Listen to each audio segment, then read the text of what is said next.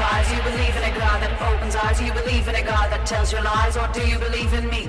Do you believe in a God that brings you down? Do you believe in a God that wears the ground? Do you believe in a God that makes you bow? Or do you believe in me? Do you believe in a God that satisfies? Do you believe in a God that opens eyes? Do you believe in a God that tells you lies? Or do you believe in me? Do you believe in a God that brings you down? Do you believe in a God that wears the ground? Do you believe in a God that makes you bow? Or do you believe in me? It's beyond common sense. It's Lanny Sense with Lanny Swerglo, KCAA's resident gay, woke, liberal, pot-smoking, race-mixing, tree-hugging, left-handed, science-affirming, Jewish, humanist, atheist, a white evangelical Christian nationalist, worst nightmare.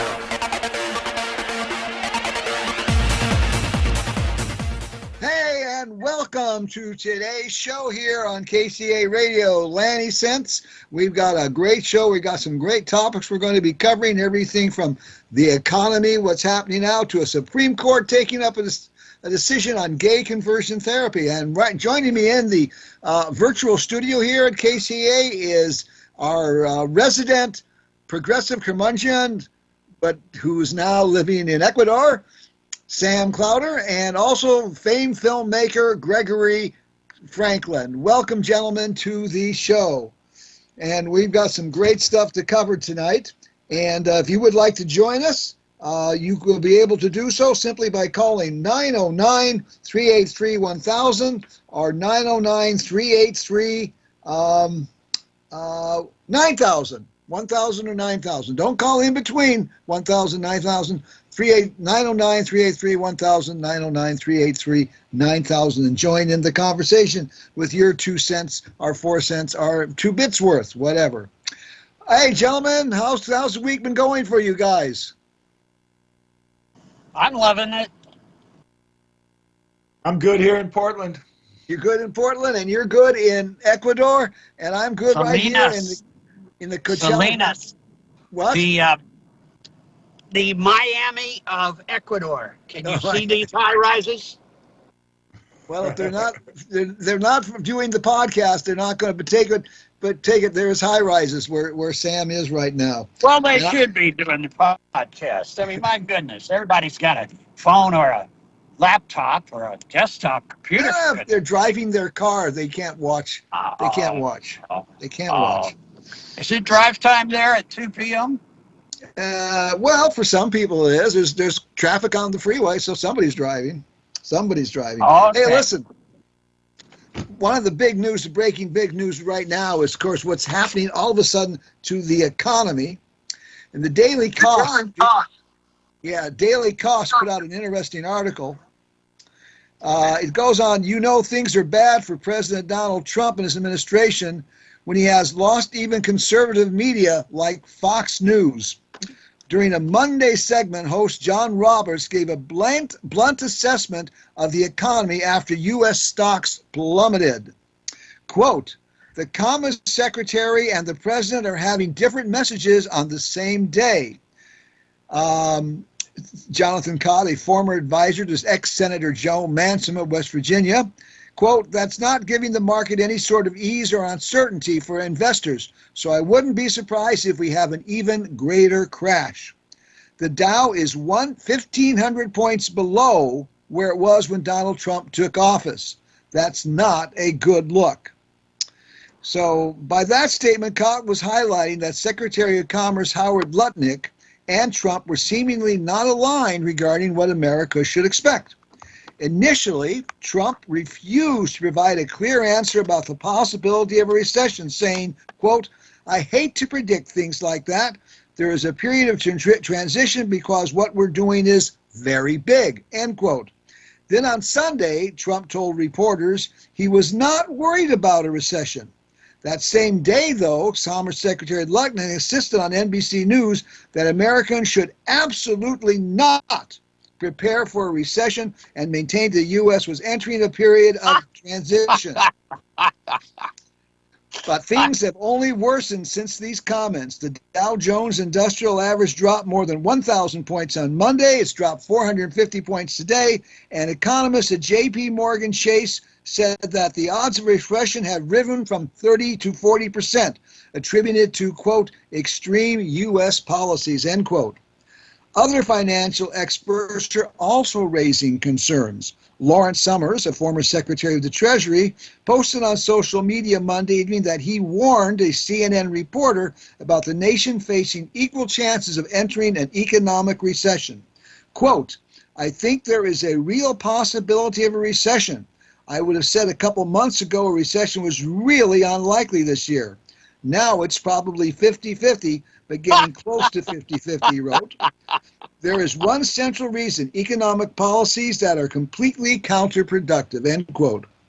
Trump bears much of the responsibility for these disastrous policies, even if his administration wants to downplay and point fingers elsewhere. Last week, It's Biden's fault, isn't it? yeah, of course.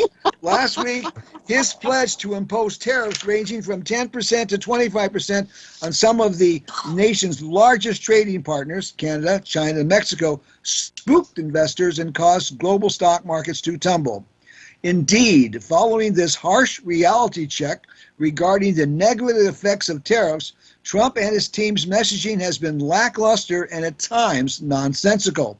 In response to Monday's poor market policy performance, one political reporter noted on X that Trump's White House is, quote, dismissing market fluctuations as the short-term effects of animal spirits, but also acknowledges there's some economic pain ahead.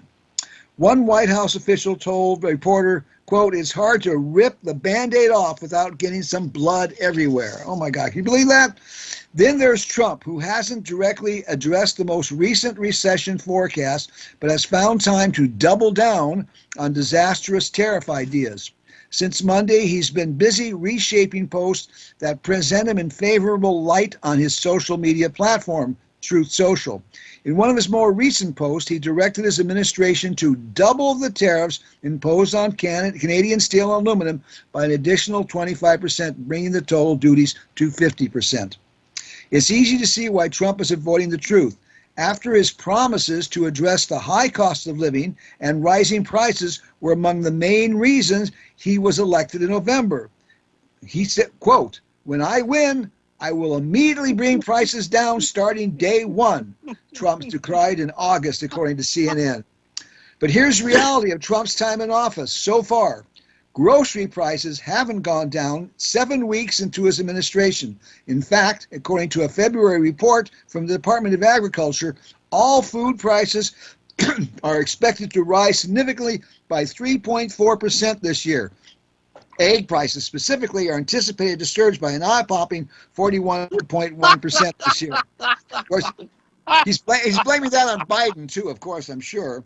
Hey, Lanny, I just paid $1.20 for a dozen brown eggs. Yeah, you're not going to get that here. They're about $8 a dozen here.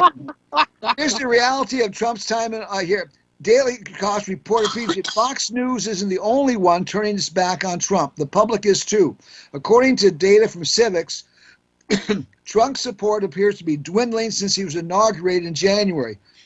An updated tracker of his favorability rating as of March 10, that's yesterday, showed him underwater, with 45% of registered voters indicating a favorable view of the president and 53% holding an unfavorable view.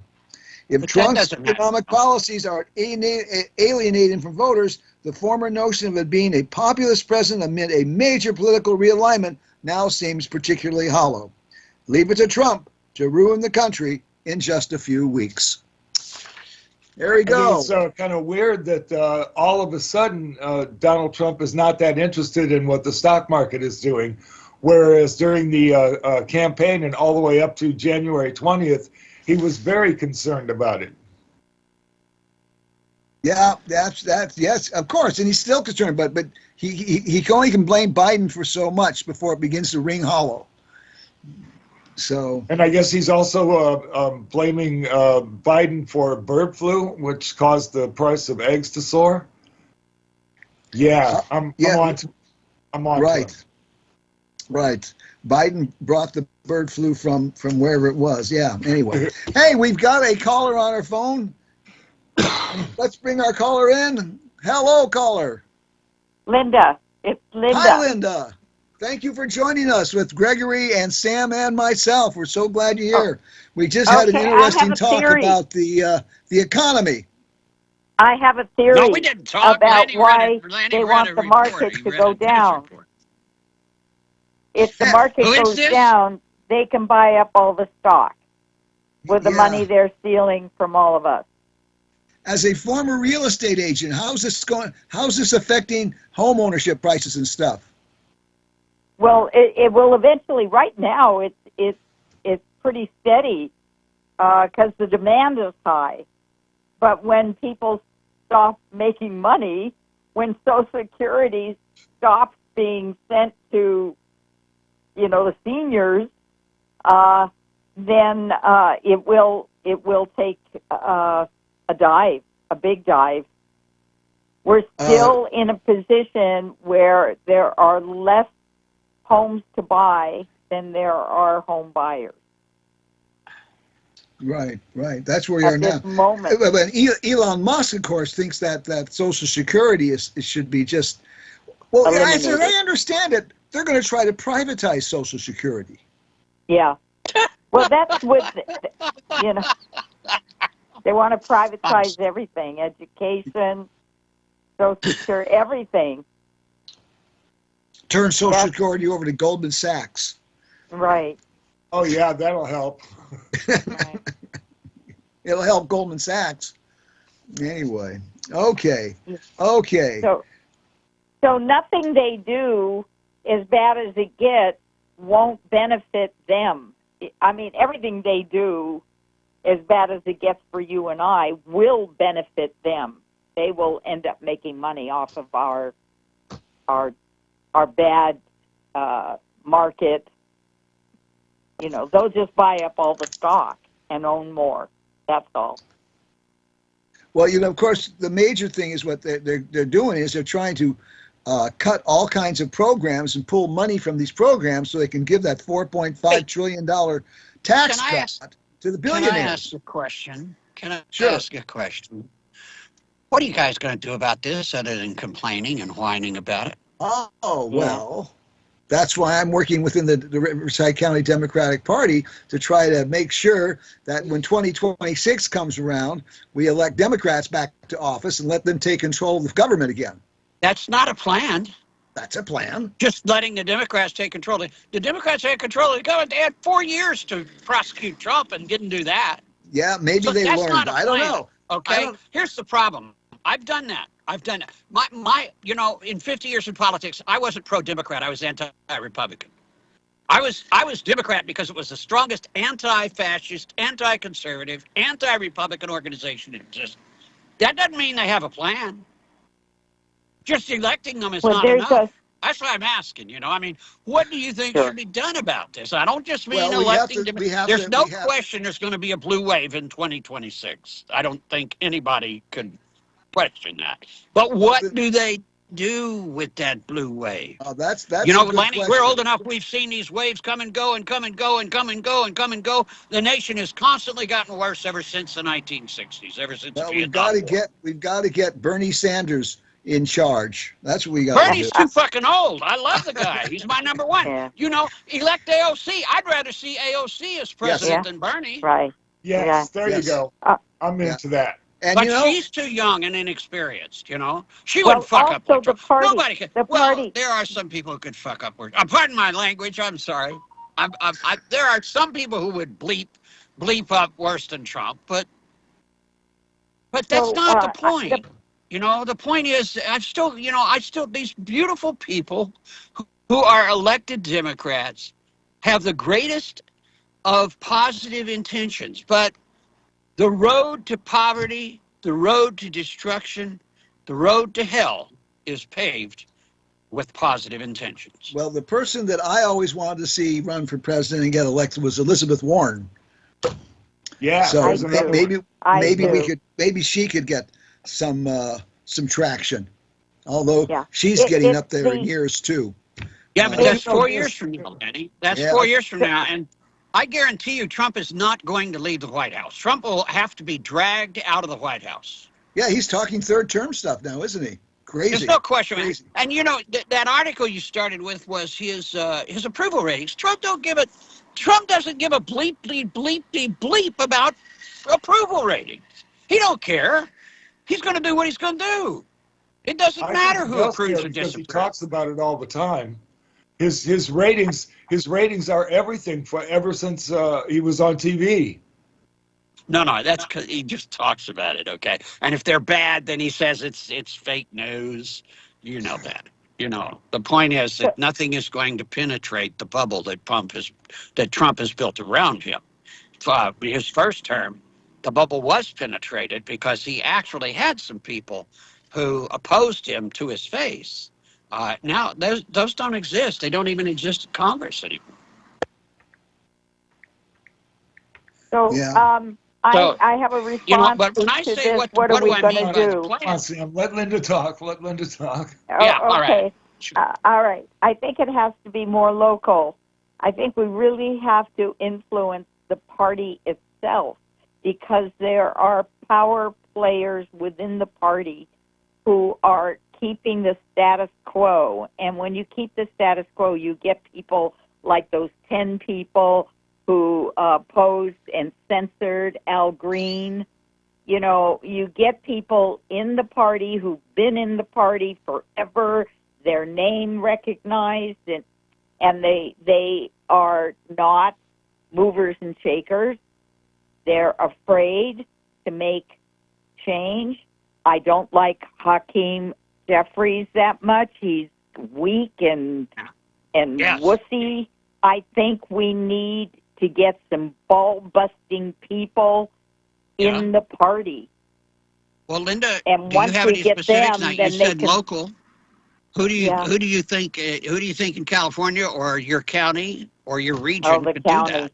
our county, they, in my mind, they sabotaged our city council because they never asked us who we had in mind for city council. They just went ahead and picked somebody, and we already had somebody in mind. So we had 2 Democrats running against a third person who was a Republican, and in 2 seats of the council, we lost them to the Republicans. They need to talk to us. They don't talk to us. You know, I can understand that right now that they won't talk to us. For crying out loud, they've when they do hold these town halls and want to talk to us, they end up with this big protest of people objecting to what's going on in Washington right now. And I think that's good, along with what many Democratic lawyers are doing, are filing lawsuits in court right now, various different courts around the United States, that these policies that are coming in fast and hard are affecting individual states as well. One of my resources is Michael Popak at Legal AF. He's a lawyer, and he is doing some of these lawsuits, and he's reporting on them on YouTube. So I mean, there is stuff being done right now to try to stop this mess. And it's difficult to stop when you're in the minority. You don't have control of the legislature. You don't have control of the executive branch, and you really, right now, don't have control of the Supreme Court either. So you've really got both arms tied behind your back. But so what you're talking about, the protests and stuff, is one of the things that's really, very, very, very important. And we got to get people organized. And I think you're going to see this happening as the country gets worse and worse. If we go into a recession, I think you'll see massive protests and that type of thing. People. Whose phone is ringing? I don't know. Not mine. Maybe it is mine. Stop ringing. There's not going to be a recession, Lanny. There's going to be a depression. A depression. Even worse, huh? All right. Yes. Good. It's going to be like 100 years ago, where the rich get richer and the poor just eat, apples. This is the new Gilded Age. Speaking about the poor eating apples, another interesting article I ran across was that Trump's taking food away from kids. The United States Department of Agriculture pulled $1 billion in funding for 2 programs that help feed school children and the poor. It's the latest cruel cut that President Donald Trump and his co-president, Elon Musk, have made in their quest to cut the federal budget. According to Politico, the United States Department of Agriculture cut $660 million from the Local Food for Schools Cooperative Agreement Program, which gave schools funding to purchase food from local farmers and food producers. According to the USDA, quote, this program will strengthen the food system for schools and child care institutions by helping to build a fair, competitive, and resilient local food chain and expand local and regional markets with an emphasis on purchasing from historically underserved producers and processors, end quote. The rest of the cuts come from the Local Food Purchase Assistance Cooperative Agreement Program, which, according to the USDA, provides, quote, funding for state, tribal, and territorial governments to purchase food products within the state or within 400 miles of the delivery destination to help support local, regional, and underserved producers. The programs were both created under the Biden administration. And they want to cut them. They're going to cut these programs out. And these are local farmers, local producers. These are the people who voted for Trump. Mm-hmm. Farmers voted for Trump in large numbers, but they're certainly not getting a good return on their investment. Yeah, they are. It would seem. They're getting what they wanted. They're getting it in the ass. You know, pardon my language. They're getting it in the bleep. But they're getting what they voted for. You know, whether they believe it or not, whether they like it or not, doesn't matter. They're getting what they voted for. I don't think they knew that they were voting for that, though. Yeah, they never. Come on. You know, everybody said Trump was just mouthing, just talking. He was never just talking. He meant everything he said. Whether he can do it or not is a question, but he's going to do it, do what he can do, and he's going to try what he can't do. You don't get to be president. I mean, these are facts, okay? You just don't get to be president and do nothing.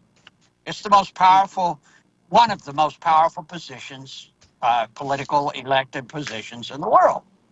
And Trump had every intention of doing everything he said and more.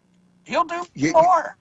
You're absolutely right. He is doing everything he said he was going to do, and he's doing even more. Look at the tariffs he just imposed on. Look at the tariffs he just imposed on Canada. 50% on aluminum and steel. It's going to car prices are just going to go through the roof with that, because a lot of our steel comes from Canada, and we're not prepared to jump right in there and produce all that steel. You know, another thing that's very interesting that he's working, that's going, is and it's not just Trump; it's the Republicans in Congress. A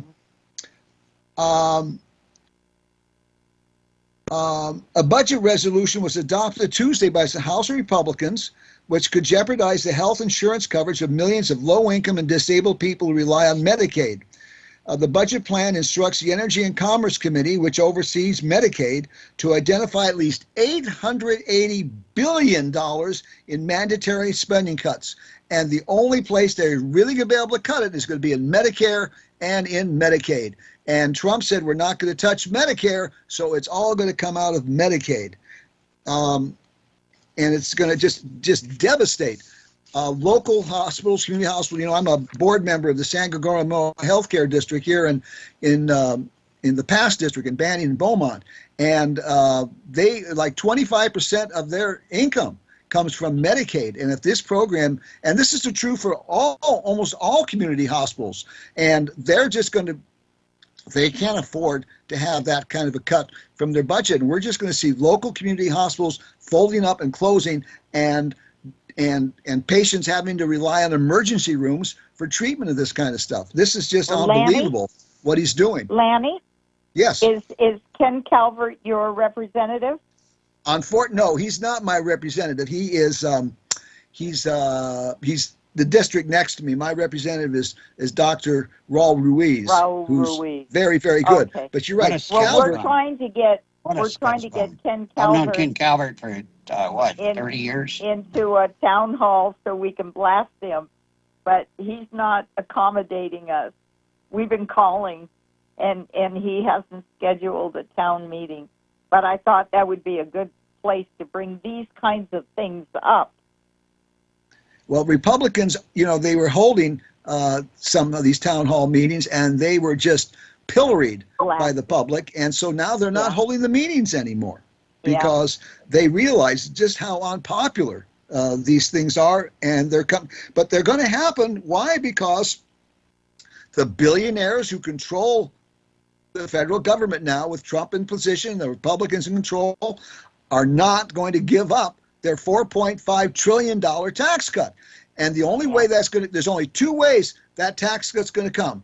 Either it's going to come by cutting programs like Medicaid, or it's going to come through by allowing the federal deficit to balloon even, out of all proportions to what it is now, even go up bigger if they're not, and they're not, and some of the Republicans will not vote to allow the deficit. So the only way it's going to happen is it comes out of Medicaid, and I don't think the billionaires are going to give up their desire to make even more money. They don't have enough money as it stands. They've got to get tax cuts so they get even more money, and middle class people and poor people lose their government programs. Or actually pay for those tax cuts. We pay for them. Yeah, you bet. Hey, listen, there's another little bit of, getting off of the economy stuff. There's another interesting piece of news that came here that I came across that I haven't heard anything about. It just happened.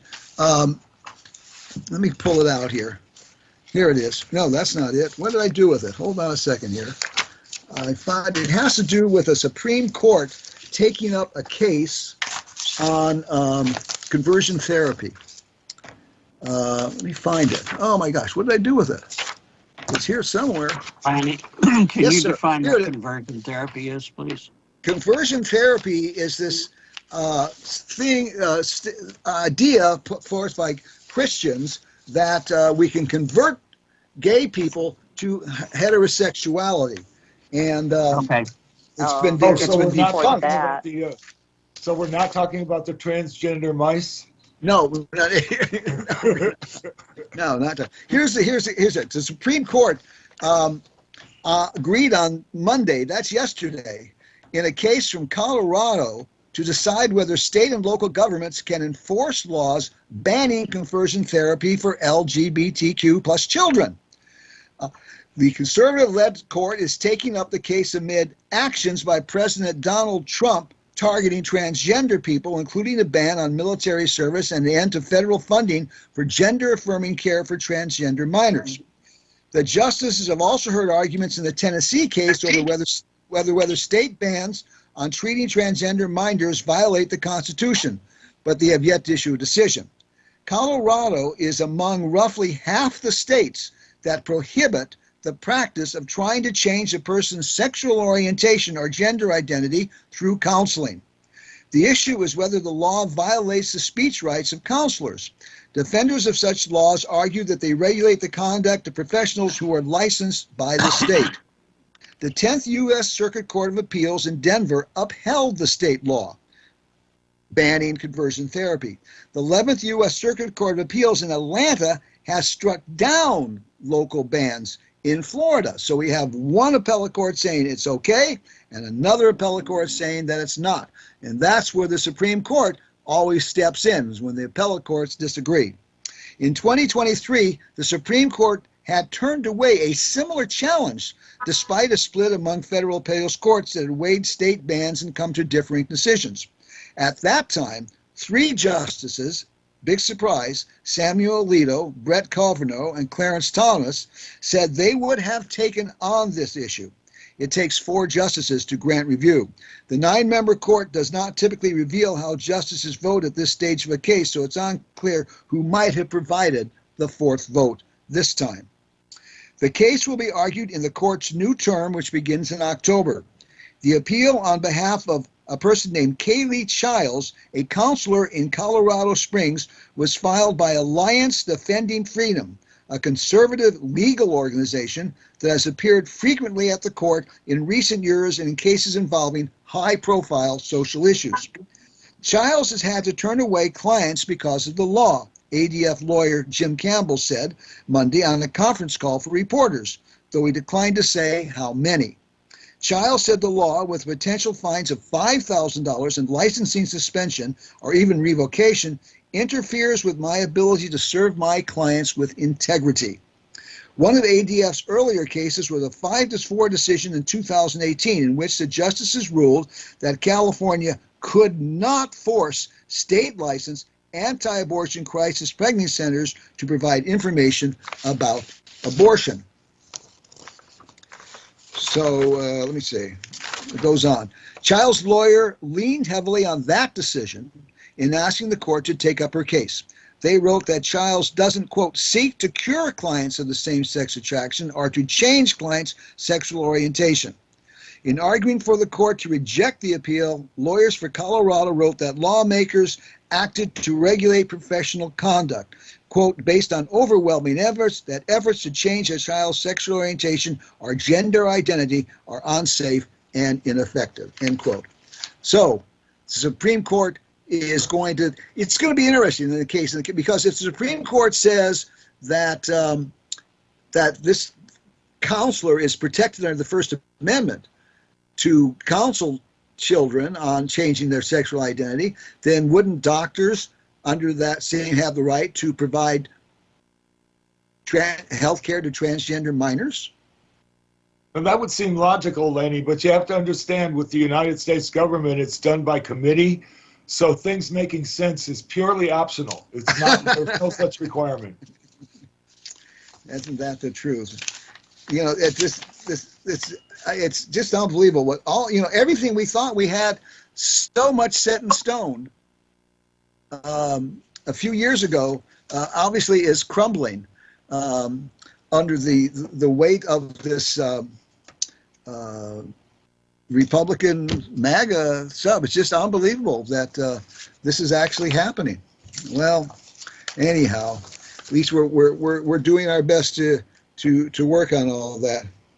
Well, I'm more concerned about the. Wait a second, Lanny. Who's doing their best to work on all that? What?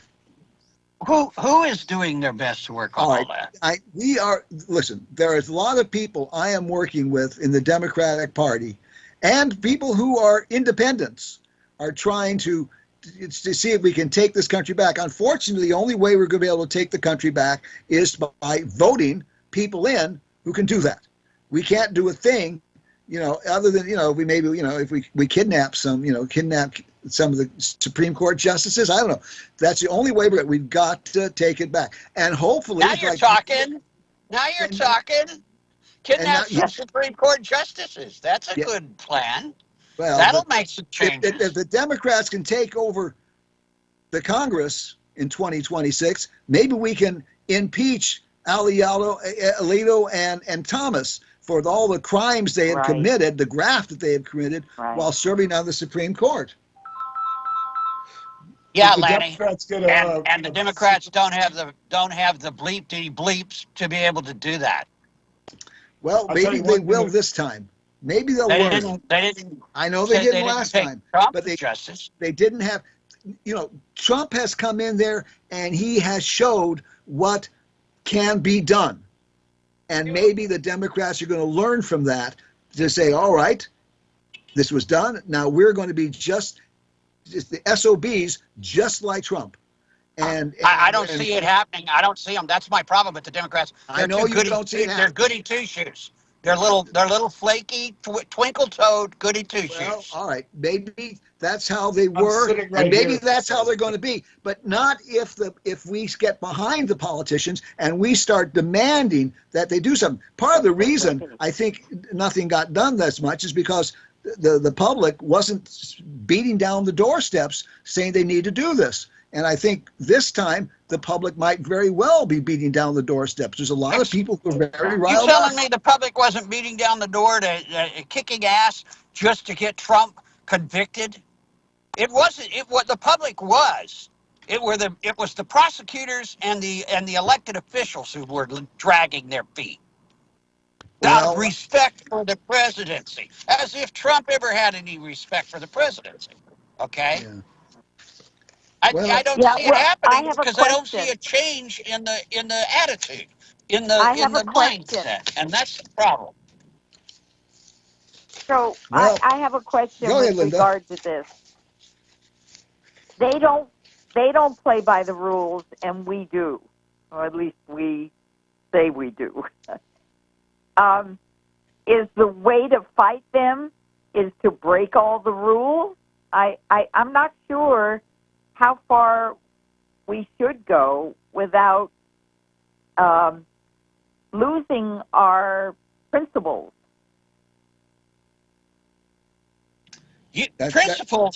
Principles. No, Who needs now wait a minute, principles? Sam. Wait a minute. There's a certain point there that we have to acknowledge. What the Republicans have done is just take the Constitution and throw it in the trash, and that is not the proper way to go about doing it. But if the Democrats come into power, I don't think they should just, all this executive order and all this kind of stuff where the president is assuming legislative power and the Republicans are just letting him get away with it is absolutely wrong. And the Democrats, if they do get power back in, should not emulate that kind of position. Behavior. They shouldn't say, well, we're going to turn all the power over to whatever new president gets elected in 2028. No. The Congress has got to legislate. We've got to have this check and balances. And the problem we're having right now is the checks and balances is gone awry. There is no checks and balances anymore. I'd like to address directly what Linda suggested. And I would like to do so by reciting what I call Clowder's Law in politics. And I've said this to you before, Lanny. You know what I'm going to say. The Clowder's Law of politics is this, and it's been this way for 30 years, since the 1990s, and the Republicans despise me for it, and the Democrats hate me for it, and here it is. Politics is war. War is hell. The only rule is there are no rules, except the ones you bring to the contest. And these rules can and will be suspended without further notice. It's a dirty job, but somebody's got to do it. Well, all right, fair enough. Okay. But the difference is the Republicans, the conservatives suspend the rules for their own wealth, their own selfishness. The Democrats and liberals are capable of suspending the rules to benefit everybody. But that's what it's going to take. Right. It's like playing a sport, and one side doesn't follow the game plan, and the other one does. It just won't work that way. Yeah. No, there's one other. I do agree with Linda here. I mean, it's like you never pick a fight with a pig because you both get dirty and the pig likes it. The fight right now in politics is taking place in the mud, and leaders like Jeffries are trying to keep it on the high road, and it's not working. They're fighting two different wars in two different places. That's correct. And Gregory, I don't agree with that metaphor, because when you get done wrestling the pig in the mud, a human can go shower. A pig keeps the mud on. All right?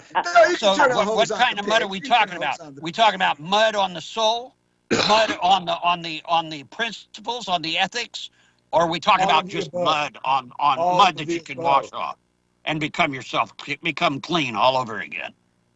I've wrestled with them in the mud all the damn time. Yeah. And I get mud on me, and you know who the only ones it bothers are? The Democrats, the flaky, twinkle-toed, gutless little Democrats. Yeah. Ooh, you did it their way. Shame on you. You kicked their bleep-de-bleep. Let's but winning isn't everything. Character is. But you have to win to be able to apply that character. Anyway. Can't argue that. Yeah. Listen, one other thing I want to mention here, because one of the things that's sort of been seeing like getting the back table is the climate change. And there's a recent article that came out about oil and gas executives are just thrilled with Donald Trump. the article says goes about oil and gas executives in a celebratory mood just yesterday kicked off an annual energy summit, showed just how quickly they are rolling back their support for a rapid transition from carbon fuels to cleaner power.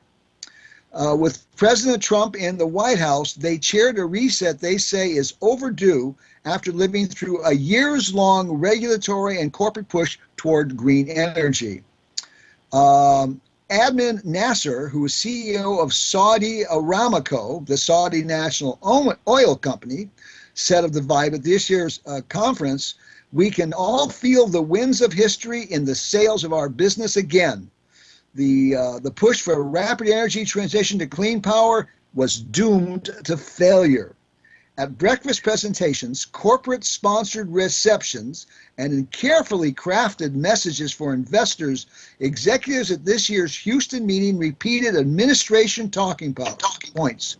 They applauded as Trump's energy secretary repped into climate goals, and they promoted plans to build a lot more fossil fuel infrastructure, arguing that the quest for cleaner energy that Joe Biden made a central element for his presidency needs to be supplemented by a recognition that petrol fuels are essential to satisfy the United States' demand for power.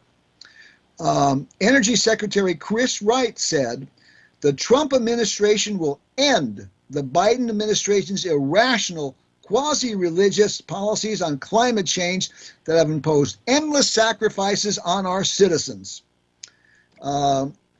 It's all signaling an agenda that has changed and starkly since the November election, and the oil and gas companies are turning their back on the green that they had promised to do. What it says here. Days before the conference, British BP, once at the forefront of the energy transmission, told investors that, quote, its optimism for a fast its optimism was misplaced, and said it would shift billions of dollars in planned investment away from clean energy and into fossil fuels.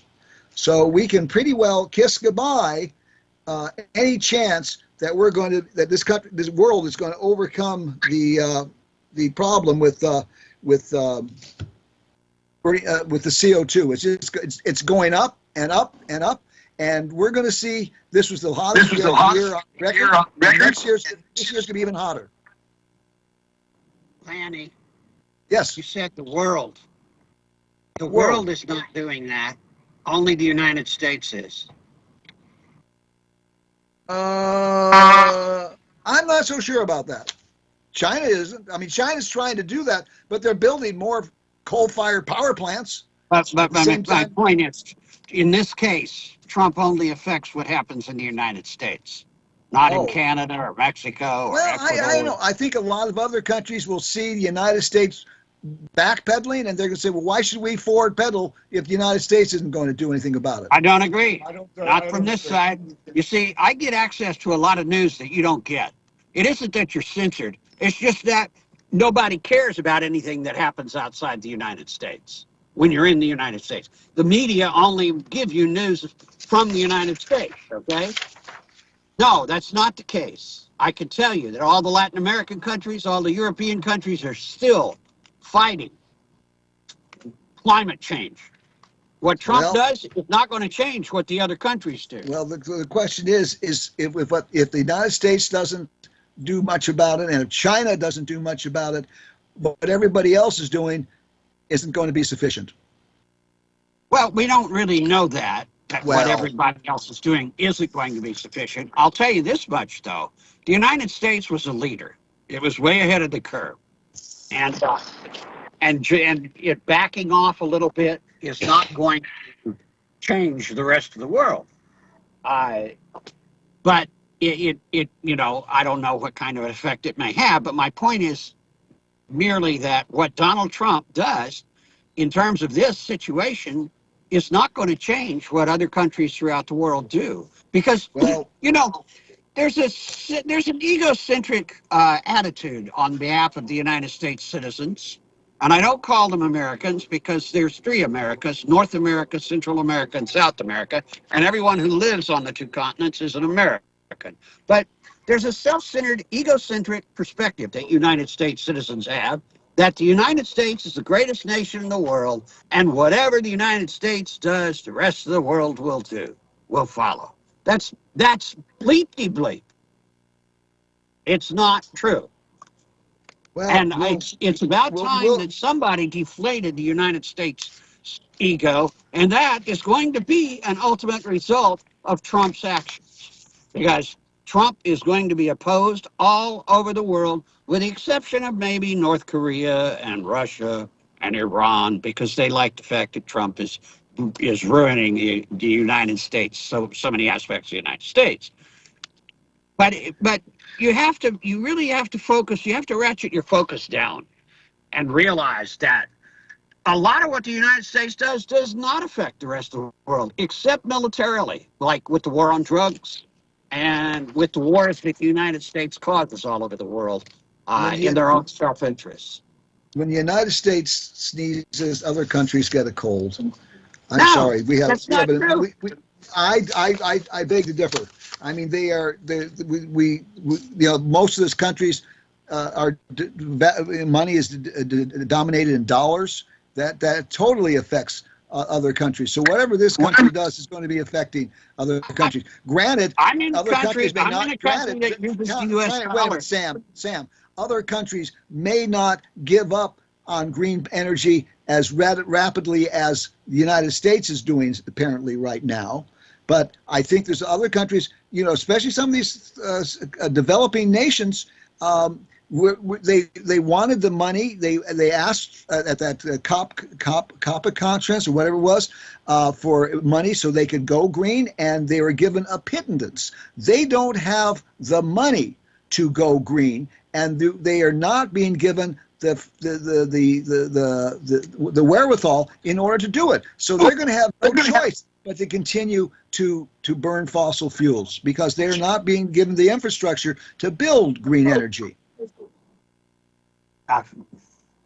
Well, and that's part of the United States. What you're saying is really only partially true. Well, at least it's partially true. And you're talking about all this money that everybody gets. Well, Trump is cutting that off, man. That's right. That's what I'm saying. What the United States does has an inordinate effect on the other countries. And what you're saying, these other countries are going ahead on their own. No, they're not. They're not, because they don't have the finances to do it on their own. That's not true, Lanny. That's what you believe because that's what the American media has caused you to believe. My time in Latin America has completely turned my head around, Lanny. You have restricted access to certain I tell you what, to make you think that way. What I want you to start doing, you have my email address. When you get some articles from these other countries that show how much the other countries are doing towards developing green energy, you send it to me, because what I have read is that other countries cannot afford to go forward with green energy projects because they don't have the money to do it. But if you say they are, I'd like to see these articles. Okay, show me that I'm wrong. But I can give you a footnote on the war on drugs, which astonished me this week. The war on drugs is the United States, and look at the problems the United States has caused throughout the whole world. Yes, but what's happening is the foreign leaders are finally speaking out. Now, I don't know if it's getting to you there in the United States, okay?